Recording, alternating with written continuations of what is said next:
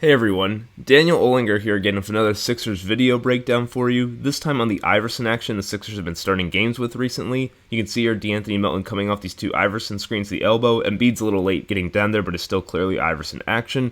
The ball is then entered to Batum, who then throws it into Embiid as he ducks in for this post-up. It doesn't get points here for the Sixers because Bojan Bogdanovic reads it pretty well and gets a deflection, but it's still the way they start each of their games, and it's usually been pretty effective. Again, look here against the Wizards. Melton comes off the Iverson action.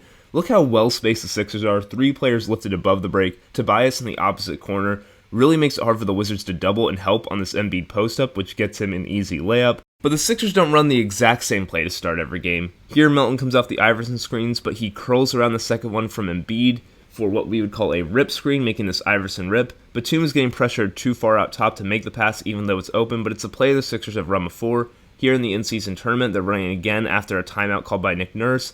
Maxey curls around that Tobias screen. Great pass from Batum to get the layup that gets goaltended. And it's a really good after timeout play. Here, this is the first play of the fourth quarter against the Pacers. Again, Maxey curls around that second screen. Tobias finds him for an easy layup.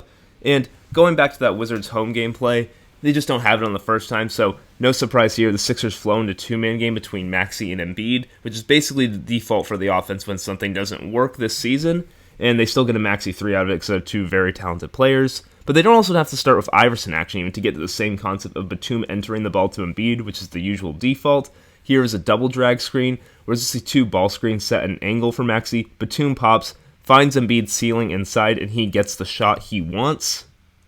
And you've probably noticed here that the real key to all these plays is Nicholas Batum, who is the best post-entry passer that Joel Embiid has ever played with.